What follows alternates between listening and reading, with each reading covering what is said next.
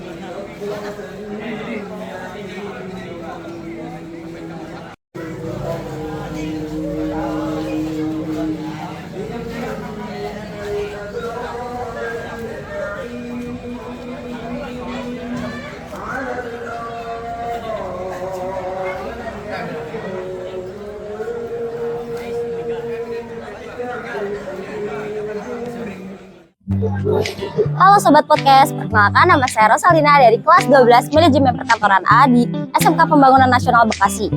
Selanjutnya, ini seperti yang kita bisa lihat, pagi hari ini sudah ramai dengan siswa-siswi yang akan melaksanakan rutinitas setiap harinya, yaitu dengan diawali dengan tadarus dan pembacaan Yasin dan Tahlil, sekaligus pembukaan PPDB Gelombang 1 di SMK Pembangunan Nasional Kota Bekasi.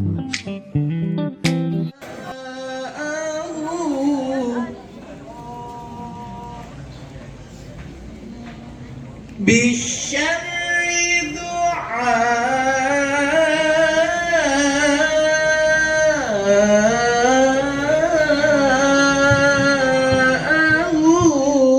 wa sallim daiman ala hamada salli wa sallim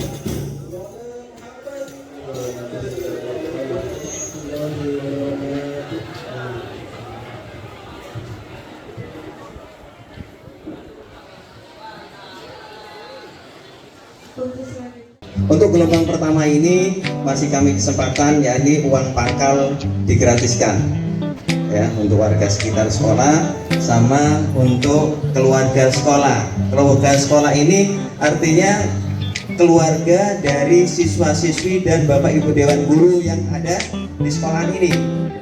Jadi kalau kalian nanti punya saudara, punya keluarga mau masuk di SMK Pembangunan Nasional, uang pangkalnya masih digratiskan selama masih ada kuotanya. Kuota gelombang pertama sekitar 100 siswa. Tahun yang lalu baru sebulan sudah ditutup. Untuk itu anak-anak sekalian, dengan partisipasi kalian, dengan kalian antusias untuk keluarga kalian, saudara kalian masuk di SMK Pembangunan Nasional ini, mudah-mudahan bisa terfasilitasi dengan baik.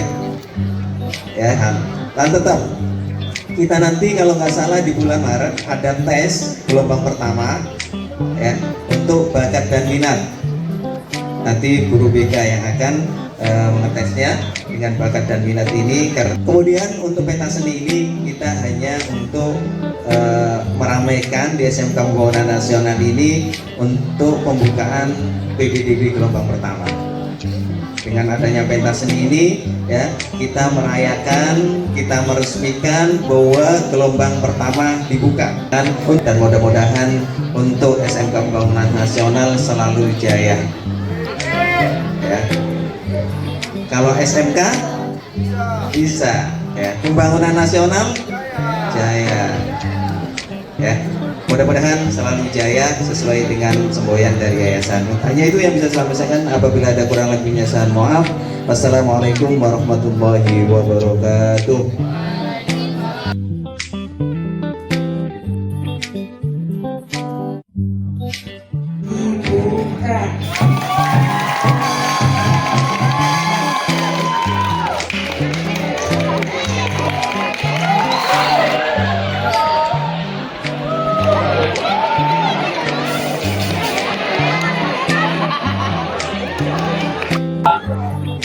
Oke Sobat Podcast, tadi kita sudah melaksanakan kegiatan rutinitas kita, yaitu pembacaan Tadarus Yasin dan Tahlil. Berhubung kita sedang pembukaan gelombang PPDB gelombang pertama, kita juga melaksanakan kegiatan pentas seni yang dilakukan oleh siswa dan siswi SMK Pembangunan Nasional. Selamat menyaksikan.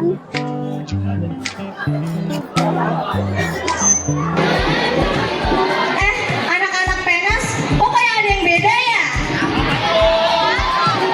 Yang cowok pada ganteng-ganteng, yang cewek pada cantik-cantik, ada apa sih?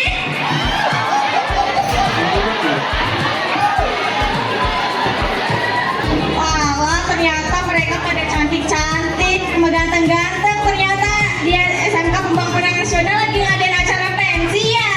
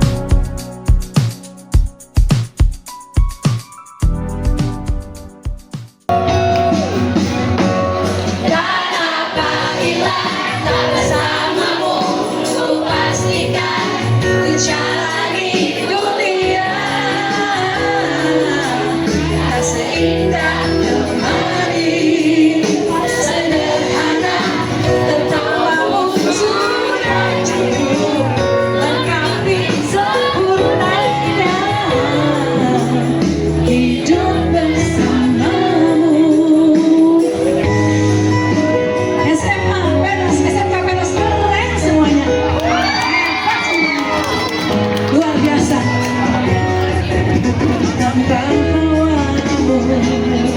percuma senyumku dengan dia.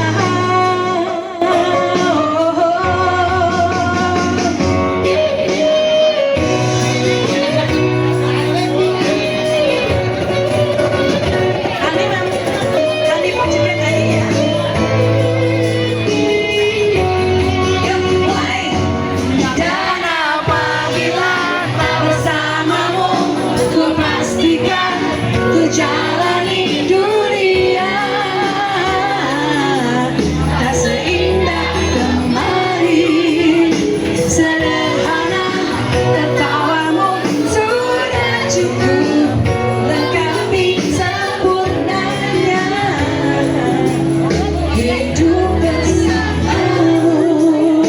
Apabila tak bersamamu, ku pastikan ku jalani dunia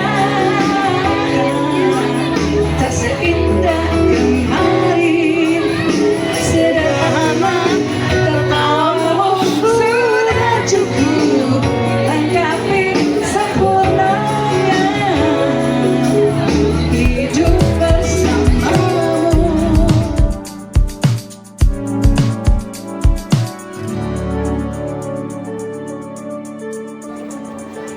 Dari kami, para OSIS. Assalamualaikum warahmatullahi wabarakatuh.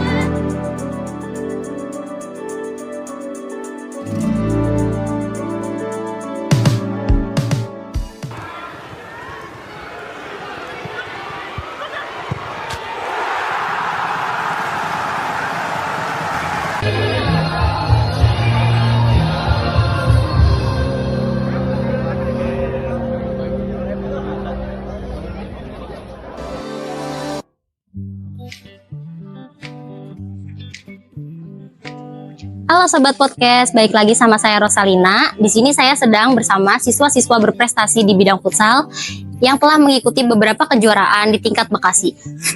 Boleh dong perkenalan diri dulu, namanya siapa? Halo semuanya, nama saya Rio Ramadan. Kakak? Halo semuanya, nama saya Maud Irmansyah. Oke, kemarin terakhir mengikuti lomba apa sih? Kemarin terakhir kita di SMA 15 Kota Bekasi dan alhamdulillah kita dapat juara 1. Oke, keren, hebat. Kalau boleh tahu, gimana sih awal mula kalian memulai karir futsal itu? Ya, jadi awal mula kita memulai karir futsal itu dari SD kecil, kita cuman kayak main-main futsal biasa, tapi lama-kelamaan kita selalu latihan, mengasah skill kita sampai bisa sampai sekarang. Oke. Kalau buat kakaknya, gimana awalnya? Kalau saya pribadi, saya emang dari kecil sudah mengikuti latihan futsal dan alhamdulillah sampai sekarang saya sudah menjadi bisa lah, intinya bisa main futsal. Berarti emang minat dan bakatnya dari kecil sudah di situ ya? Iya, betul. Oke. Terus apa sih yang membuat kalian termotivasi untuk bermain futsal gitu awalnya? Yang jadi motivasi dalam futsal itu, satu, karena di keluarga saya belum ada yang jadi pemain futsal. Insya Allah saya akan yang pertama jadi pemain futsal, dan saya ingin sukses di bidang saya. Kalau buat kakaknya? Kalau untuk saya termotivasi sama salah satu kiper pemain futsal liga profesional, yaitu Al Bagir, dan saya termotivasi dari beliau. Oke. Terus kan futsal itu sebenarnya agak sibuk juga ya, dan kalian juga masih sekolah. Terus cara ngatur waktunya tuh gimana sih, kok bisa gitu sekolah sambil mengikuti pertandingan gitu? Kan setiap hari juga kita sekolah gitu ya. Gimana tuh Kak? Cara membagi waktunya itu ya kita usahain dari pagi sampai jam sekolah itu kita mengikuti sekolah. Nah, biasanya sih habis pulang sekolah ada latihan, baru kita ikut latihan.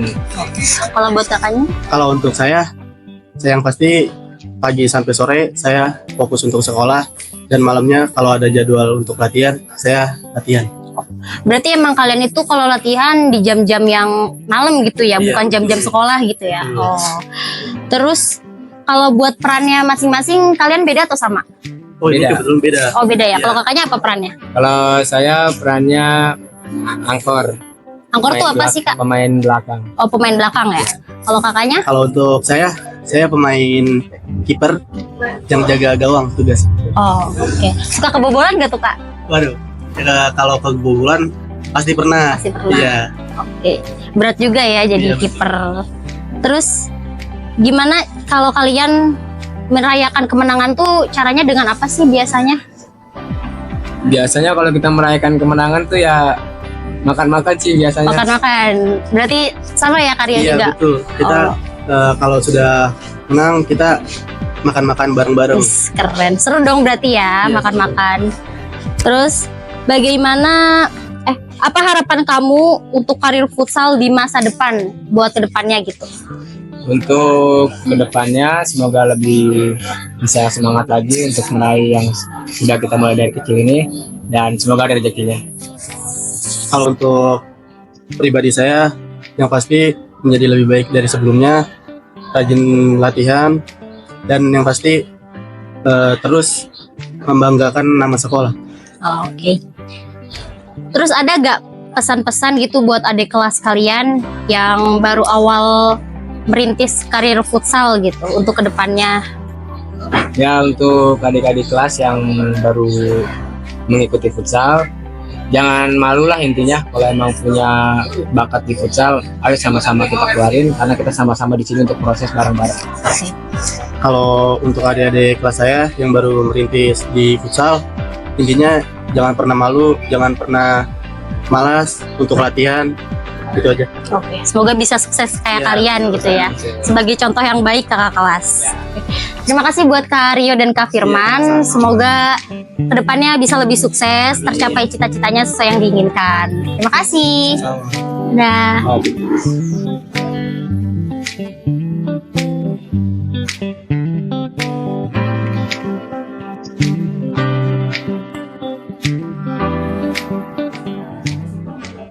Halo Sobat Podcast, balik lagi sama saya Rosalina. Di sini saya bersama salah satu murid berprestasi di SMK Pembangunan Nasional yang kemarin mengikuti Olimpiade Matematika dan berhasil membawa medali emas.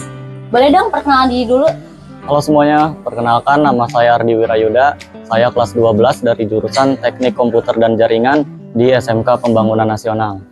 Kemarin tuh ikut Olimpiade ya? Boleh dong diceritain kayak gimana sih prosesnya? Oh iya, di Olimpiade yang kemarin itu, Olimpiadanya di tanggal 23 Desember 2023. Di situ Olimpiade setelah kesekian kali saya mencoba dan akhirnya berhasil di Olimpiade tersebut. Oke. Kalau boleh tahu apa sih yang bikin kamu tertarik sama pelajaran matematika? Itu kan susah ya, belum Iya. itu semua orang bisa. Terus kamu kenapa tertarik sama pelajaran matematika? Ya, memang matematika itu susah ya, rumit, sulit bagi sebagian orang. Namun menurut saya itu merupakan tantangan tersendiri buat saya untuk mempelajarinya lagi. Karena saya suka challenge, saya suka menantang diri saya sendiri untuk lebih banyak lagi belajar. Karena masih banyak yang saya tidak tahu. Emang anaknya suka yang challenge-challenge gitu ya. Terus tujuan kamu mengikuti Olimpiade tuh apa sih? Tujuan utama saya mengikuti Olimpiade tersebut adalah untuk mengukur sudah sejauh mana saya belajar. Untuk masalah hasil, itu bagi saya adalah bonus dari hasil usaha saya belajar selama ini. Oke. Sebelum mengikuti Olimpiade, pasti kan ada persiapan ya? Iya. Itu gimana cara kamu mempersiapkan diri gitu? Dengan sekarang kan lagi sibuk-sibuknya ya, kelas 12 gitu. Itu caranya tuh gimana kamu persiapkan diri untuk mengikuti Olimpiade? Pada saat itu persiapannya cukup baik ya, karena tidak terlalu sibuk juga, saya belum mulai PKL juga, jadi saya bisa mempersiapkannya dengan baik, bisa belajar dari rumah dan juga ikut dipelajarin bersama guru saya, Bu Nisa, Pak Bambang. Oke. Terus sebelum dapat pencapaian saat ini, itu tuh kamu langsung berhasil atau enggak? Terus prosesnya tuh gimana gitu? Sudah pasti nggak ada yang instan ya, nggak langsung berhasil saya mendapatkan medali itu. Butuh proses yang sangat panjang, ada banyak Olimpiade yang sudah saya lewati dan baru 1 kali tembus medali itu, dan saya senang sekali. Hebat. Terus untuk selanjutnya, apa yang pengen kamu wujudkan gitu dalam jangka waktu yang dekat ataupun kedepannya nanti buat diri kamu? Untuk sekarang dalam waktu terdekat ini saya ingin menyelesaikan kelas 12 saya dengan baik. Saya ingin lulus sebagai siswa yang terbaik dan juga mendapatkan universitas yang saya impikan selama ini. Oh, oke. Terus ada gak sih pesan-pesan buat adik kelas kamu atau siswa-siswi yang di luar sana yang mau mengikuti medali Ya. Olimpiade gitu maksudnya? Untuk semua teman-teman saya, adik kelas saya yang masih kelas 10 ataupun kelas 11, tolong tetap semangat belajarnya. Jangan pernah menyepelekan waktu, jangan pernah menyia-nyiakan kesempatan yang ada. Manfaatkan peluang dan cari potensi teman-teman semuanya. Ya, terima kasih ya Kak Ardi. Semoga cita-cita tercapai, Amin. bisa masuk ke universitas yang diimpikan. Amin. Sukses selalu Kak Ardi. Oke. Terima kasih. Halo Sobat Podcast, balik lagi sama saya Rosalina. Kali ini saya ditemani oleh siswa berprestasi di SMK Pembangunan Nasional yang kemarin mengikuti lomba tahfiz Quran dan berhasil memenangkan juara 1. Kak, boleh dong sebelumnya perkenalan diri dulu? Hai, namaku Milawati Cahyad, kelas 11 dari Manajemen Perkantoran. Oke, aku mau ada beberapa pertanyaan nih Kak yang mau aku tanyain ya. Iya. Gimana sih kamu memulai perjalanan untuk masuk ke tahfiz Al-Quran, mempelajari tahfiz Quran gitu?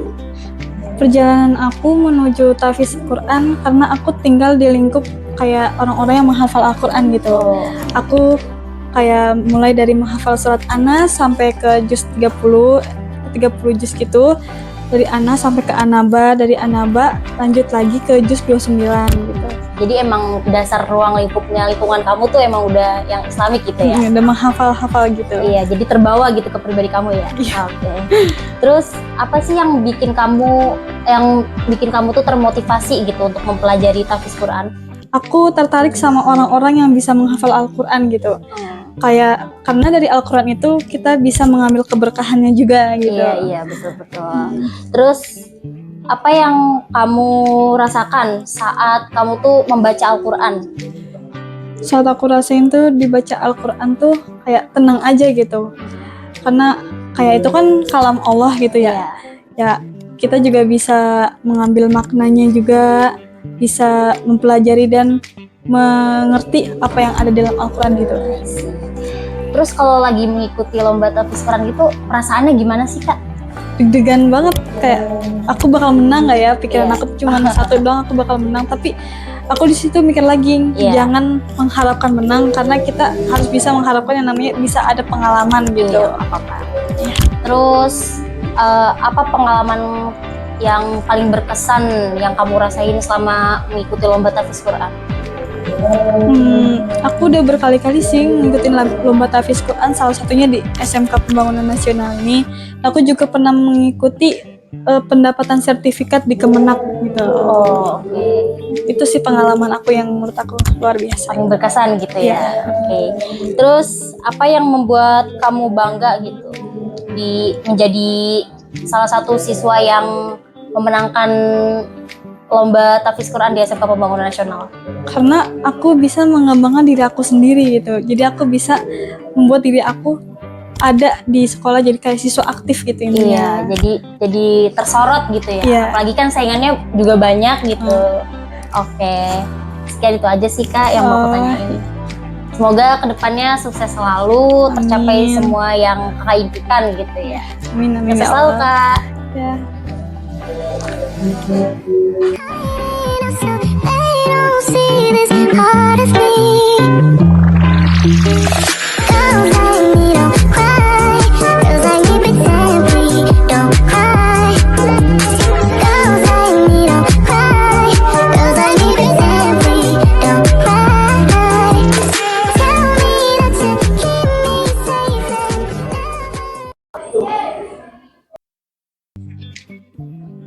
Halo Sobat Podcast, balik lagi dengan saya Rosalina. Nah, kali ini di sini saya sudah bersama dengan Ketua OSIS SMK Pembangunan Nasional Kota Bekasi. Kak, boleh diperkenalkan diri dulu? Halo semua, perkenalkan nama saya William Nuhu Kebun. Saya adalah Ketua OSIS dari OSIS SMK Pembangunan Nasional. Saya dari kelas 11 Aksio. Oke. Kak, boleh nggak sih diceritain kenapa kamu tuh ingin menjadi Ketua OSIS di sekolah SMK Pembangunan Nasional Kota Bekasi? Yang pertama pastinya untuk menjadi sebuah Ketua OSIS itu kan bukan hal yang gampang. Iya. Maka dari itu saya ingin men-challenge diri saya juga gimana supaya diri saya tuh bisa berkembang di ketua OSIS ini. Kayak dari ketua OSIS ini juga banyak pelajaran yang bisa didapat kayak time management juga rasa kekeluargaannya juga di OSIS kayak gitu. Oke, baik. Terus program-program yang udah berjalan tuh apa aja sih di SMK Pembangunan Nasional? Salah satunya juga ada pentas seni yang dilakukan pada hari ini. Itu juga salah satu program yang saya buat waktu saya mencalonkan. Terus juga ada memperingati hari-hari besar nasional, juga mengaktifkan media sosial SMK Pembangunan Nasional. Oke. Kalau untuk kegiatan OSIS-nya sendiri itu ada apa aja sih, Kak? Biasanya pastinya kita ada biasanya ada rapat rutin setiap seminggu sekali. Ada evaluasi juga, dan biasanya per hari itu juga ada piket yang dijalankan oleh anggota-anggota OSIS. Oke. Nah, dengar-dengar itu kamu itu terpilih sebagai anggota IKOSI ya? Boleh dijelasin nggak sih IKOSI itu apa? Terus gimana ceritanya bisa terpilih ke dalam anggota IKOSI? Jadi IKOSI itu adalah Ikatan OSIS Kota Bekasi. Dan waktu itu saya ingin daftar ke IKOSI itu karena saya merasa itu adalah sebuah peluang juga buat saya mengembangkan diri saya, dan ternyata IKOSI itu juga bisa menjadi wadah aspirasi bagi OSIS-OSIS di seluruh Kota Bekasi. Jadi pada waktu itu saya mulai pendaftaran kalau nggak salah di bulan Desember, terus ada wawancara di bulan Januari, terus itu adalah wawancara pertama. Nah dari situ ternyata saya kepilih jadi calon ketua umum. Habis itu dari 5 itu diwawancara lagi dan saya kepilih lagi jadi 3 kandidat. Seperti itu. Nah, untuk harapan-harapan untuk anggota OSIS kakak dan siswa-siswi SMK Pembangunan Nasional itu apa sih? Pastinya untuk OSIS SMK Pembangunan Nasional supaya lebih berkembang lagi, supaya lebih cekatan dalam setiap event-event, dan semoga untuk siswa-siswa SMK Pembangunan Nasional ini juga bisa membanggakan sekolahnya juga, dan OSISnya juga bisa mewadahi setiap potensi-potensi yang dimiliki dari siswa-siswi di SMK Pembangunan Nasional. Ya, terima kasih, itu aja Kak. Sebelumnya sukses selalu, semoga program-program yang Kakak laksanakan berjalan dengan lancar dan tercapai semuanya dengan baik. Terima kasih. Terima kasih.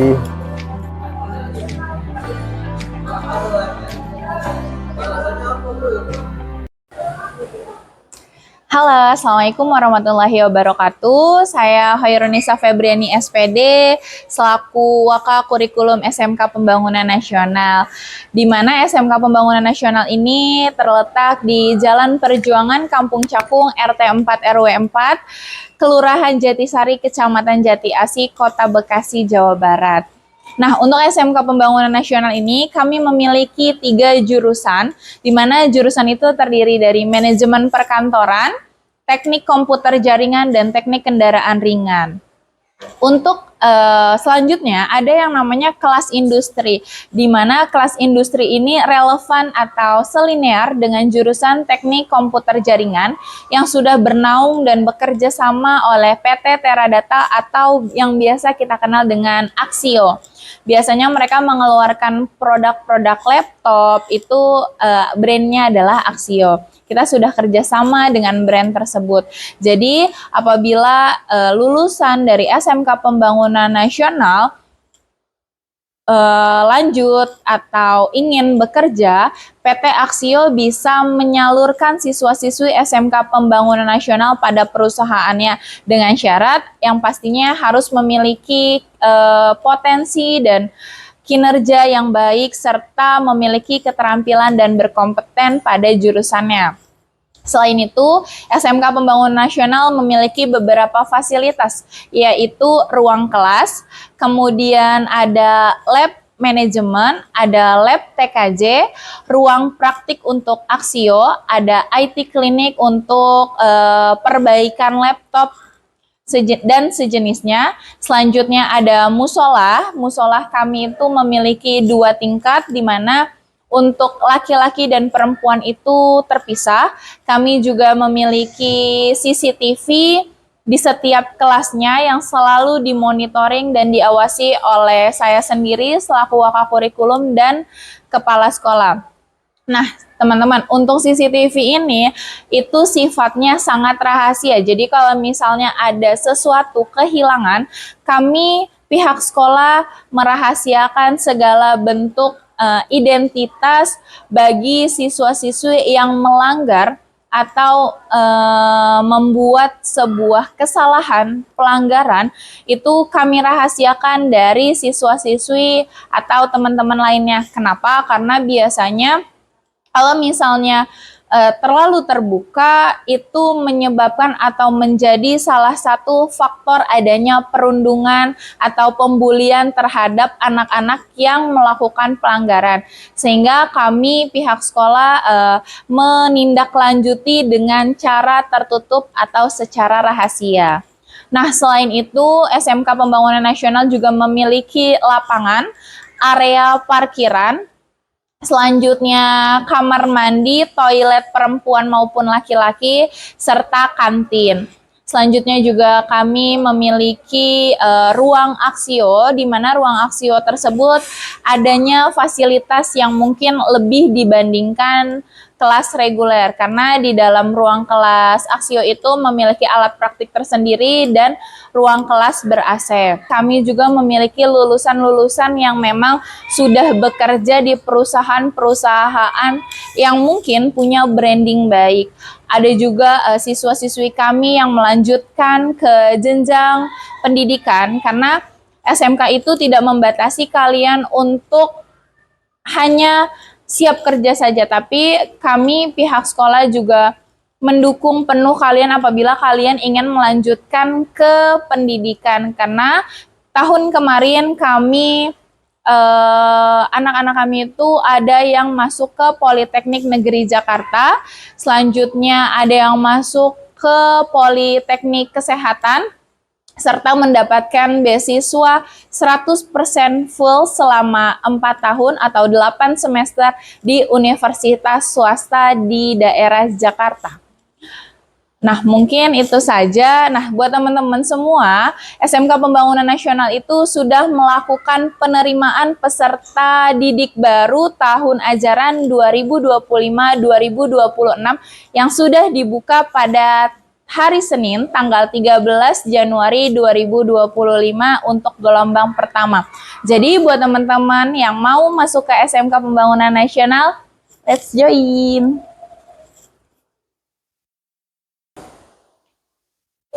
Halo Sobat Podcast, baik lagi dengan saya Rosalina. Kali ini saya ditemani dengan Waka Kesiswaan dari SMK Pembangunan Nasional. Silakan Ibu, boleh diperkenalkan diri terlebih dahulu. Oke. Halo Sobat Podcast, perkenalkan nama saya Eksanti SM. Saya selaku Waka Kesiswaan di SMK Pembangunan Nasional. Nah Ibu, di sini saya ada beberapa pertanyaan untuk Ibu. Oke. Sebagai Waka Kesiswaan di SMK Pembangunan Nasional, apa sih program Ibu untuk SMK Pembangunan Nasional? Oke. Jadi program yang saya ingin jalankan di SMK Pembangunan Nasional itu yang pertama adalah membentuk karakter siswa yang berakhlak mulia, mandiri dan bertanggung jawab. Lalu yang kedua ada menciptakan lingkungan sekolah yang aman, nyaman dan kondusif. Lalu yang ketiga kita memfasilitasi atau menyediakan yang namanya bimbingan atau konseling gitu. Selanjutnya adalah pembinaan pengurus OSIS itu. Lalu yang terakhir menggali potensi siswa melalui kegiatan ekstrakurikuler gitu. Oke Ibu. Terus untuk selanjutnya, berarti Ibu kan lebih ke arah di bidang untuk kesiswaan khusus ya Bu. Betul. Nah, cara mengatasi murid-murid yang kurang disiplin tuh gimana sih Bu? Yang kurang, ya. Jadi yang pertama itu kan selain program yang tadi saya sebutkan, jadi kesiswaan itu ada yang namanya menegakkan ketertiban siswa. Jadi untuk menegakkan anak-anak yang mungkin telat, berpakaian yang tidak sesuai dengan peraturan itu, kita memberikan contoh pertama itu kepada pengurus OSIS. OSIS itu perwakilan dari kesiswaan gitu. Jadi apa yang kesiswaan buat mengenai peraturan itu diterapkan pertama oleh OSIS. Contohnya berpakaian yang rapi, lalu yang kedua itu tidak boleh telat. Kenapa OSIS dulu yang saya disiplinkan? Karena OSIS itu adalah role model pertama atau contoh pertama bagi siswa-siswa yang lainnya. Jadi kalau semisal dari sekolah OSISnya sendiri tidak rapi, maka siswa yang lain pun nanti akan ikut-ikutan gitu. Dan untuk penanganan siswa yang telat biasanya kita ada berbagai macam. Mungkin kalau untuk pertama ya bimbingan dulu. Jadi siswa yang telat akan dimasukkan ke ruangan isolasi. Jadi kan ruangan isolasi itu tujuannya adalah membentuk karakter siswa yang tidak baik menjadi lebih baik gitu. Jadi makanya di dalam isolasi itu ada guru BK-nya.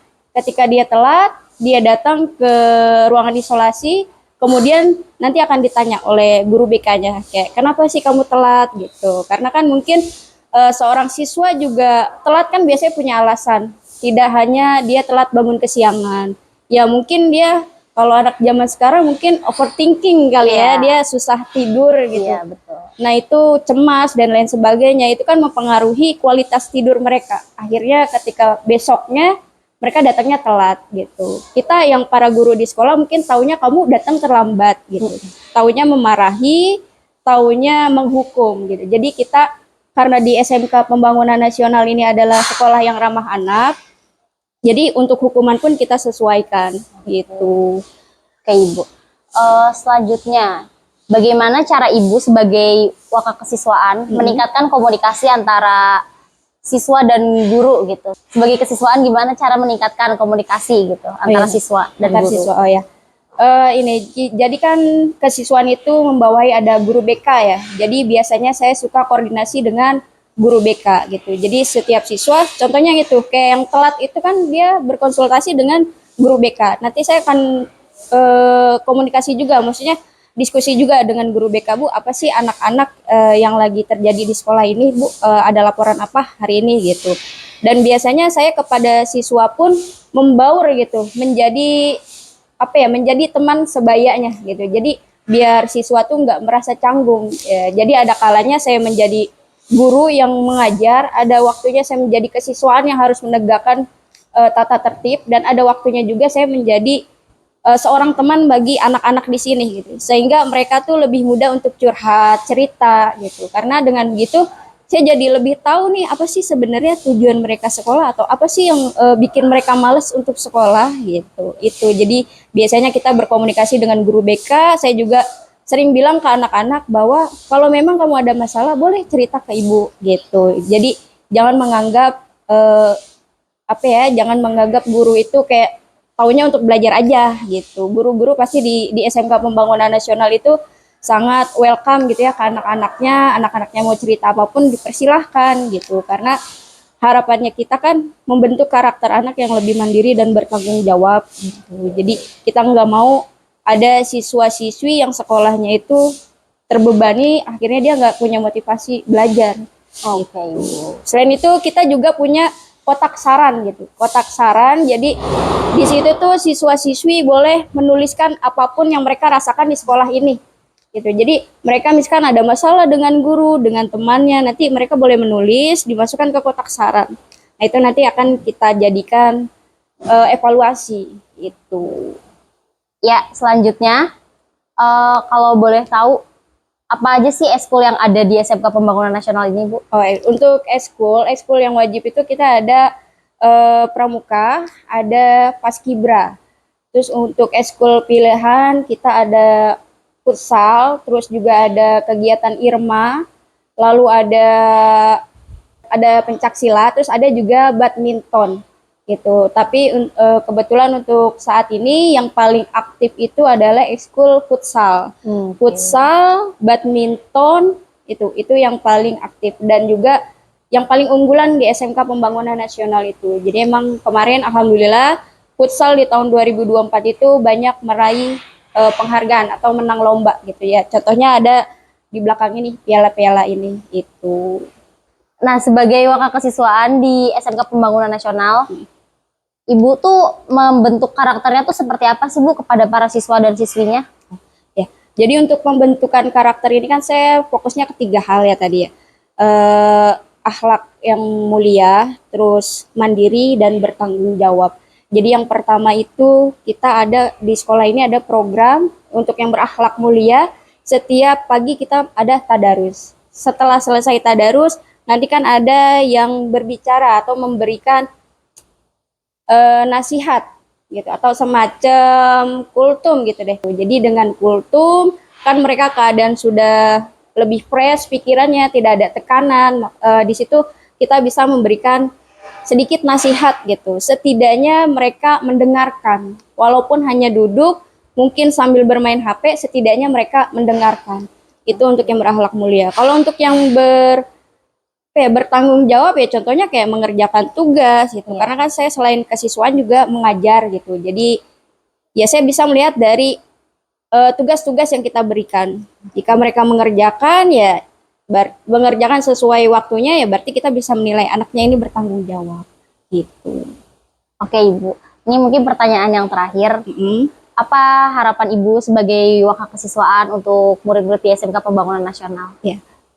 Harapan saya untuk siswa-siswi SMK Pembangunan Nasional semoga mereka itu karena di sini lebih banyak anak-anak yang mungkin menengah ke bawah gitu ya. Jadi saya berharap walaupun dengan latar belakang yang berbeda, yang berbagai macam, itu tidak dijadikan alasan untuk kalian tidak menyelesaikan pendidikan kalian. Apapun latar belakang kalian, yang namanya pendidikan itu wajib diselesaikan. Dan harapan saya ketika mereka masuk SMK Pembangunan Nasional, kemudian mereka lulus, mereka mendapatkan pekerjaan yang sesuai dengan bidangnya, sesuai dengan passionnya. Lalu yang kedua menjadi manusia yang bermanfaat untuk masyarakat. Terus yang ketiga, ya semoga mereka bisa bersaing dengan dunia industri ataupun dunia pekerjaan yang mungkin yang nantinya itu akan lebih berkembang lagi gitu. Baik, terima kasih ya Ibu sudah menjawab pertanyaan saya. Semoga harapan-harapan Ibu akan terwujud nantinya, akan menjadi lebih baik gitu untuk siswa dan siswinya juga. Iya, terima kasih juga untuk Kak Rosa yang sudah menjadi host hari ini. Kak Rosa juga salah satu siswa SMK Pembangunan Nasional yang udah kelas 3. Tahun ini dia akan lulus. Mudah-mudahan nanti ketika lulus, Kak Rosa juga mendapatkan pekerjaan yang sesuai dengan bidangnya. Amin. Terima kasih juga untuk podcast Kodau. Semoga channelnya semakin berkembang, semakin banyak membuat program-program yang lebih menarik lagi dan lebih edukatif lagi gitu. Dan terakhir, saya mau mengingatkan bahwa SMK Pembangunan Nasional juga telah membuka pendaftaran peserta didik gelombang pertama, itu di bulan Januari sampai dengan Maret. Jadi bagi seluruh masyarakat yang melihat podcast ini, silahkan kalian cek di Google nama SMK Pembangunan Nasional dan jangan lupa untuk mendaftar. Terima kasih. Ya. Baik, saya Rosalina. Terima kasih atas waktunya dan kesempatannya sebagai host di channel Kodau Entertainment. Sampai jumpa di lain kesempatan.